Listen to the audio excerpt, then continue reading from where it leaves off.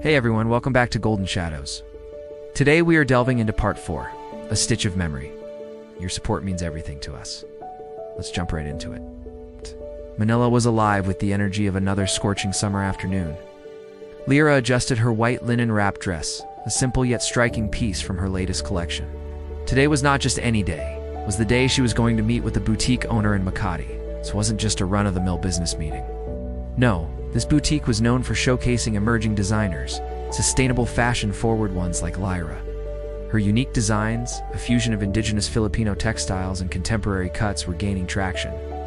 And today, she had been summoned. The air inside the car was thick with humidity.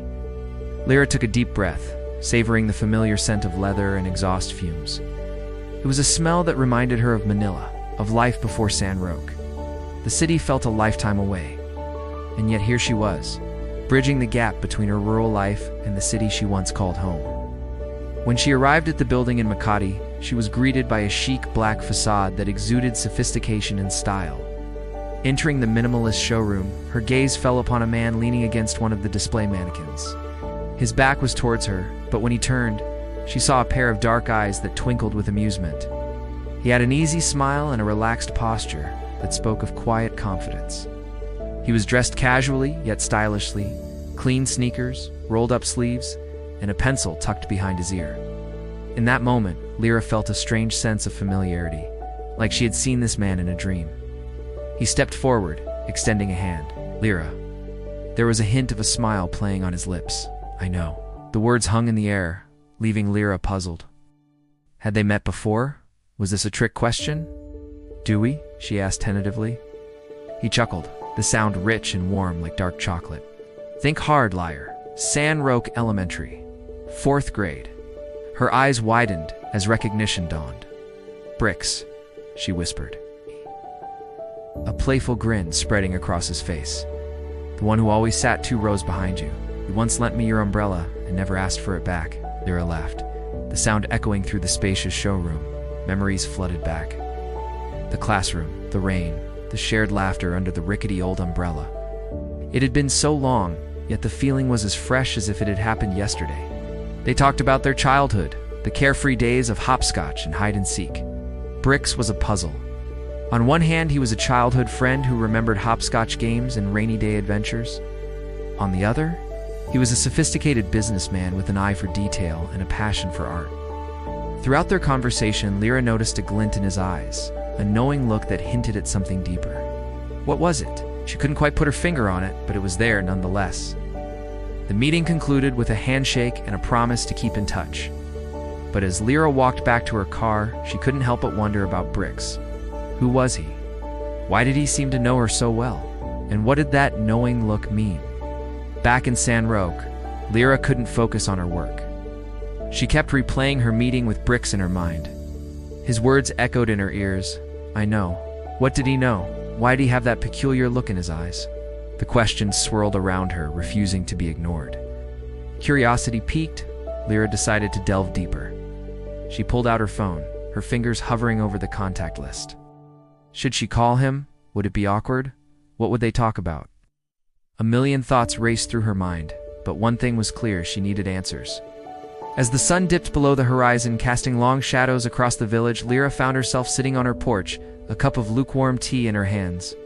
The silence of the evening was broken only by the chirping of crickets and the distant call of an owl.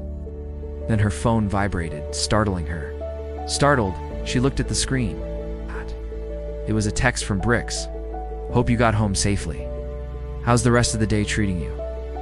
His words were casual, friendly, yet a warmth spread through Lira's chest, chasing away the remnants of the day's heat. She smiled, her fingers itching to type a reply. Days turned into weeks, and the sporadic text messages became a daily ritual. They talked about everything and nothing. The weather, the local bakery, the art exhibit he was working on. With each message, Lira felt a connection forming, a bond that transcended their shared past.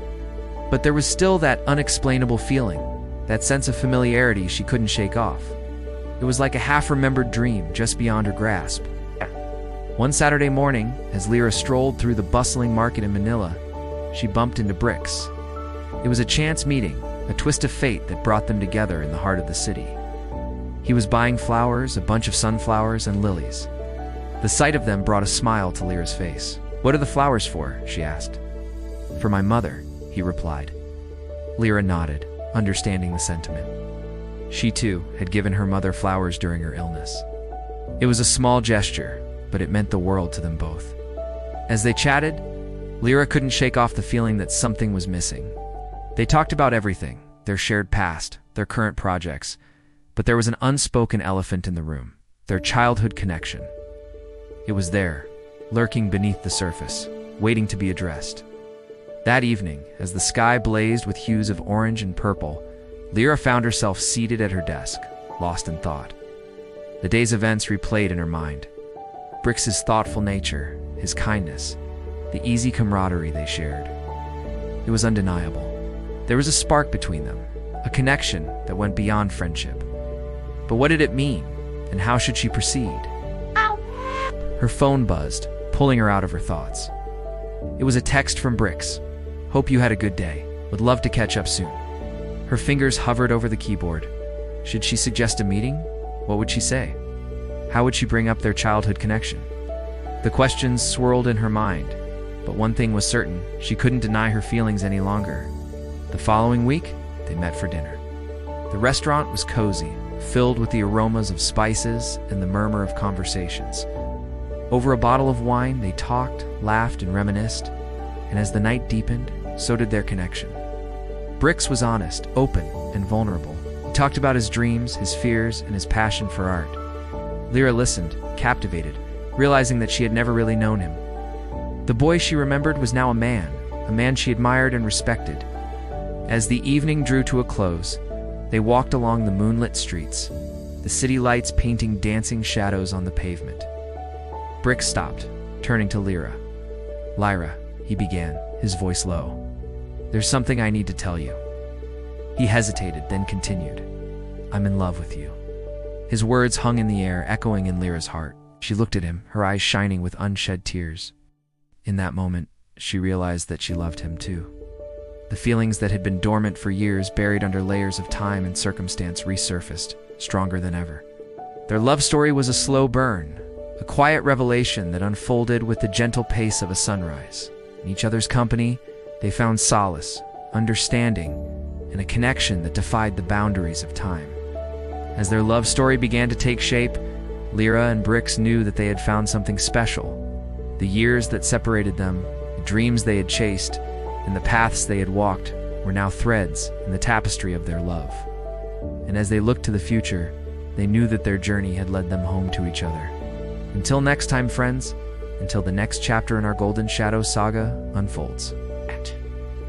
Remember that you are the light that shines in the darkness. Until then, keep chasing your dreams, stay true to yourselves, and cherish the connections that bring you joy. We will be back soon with more stories, more characters, and more golden moments to illuminate your day. Stay tuned.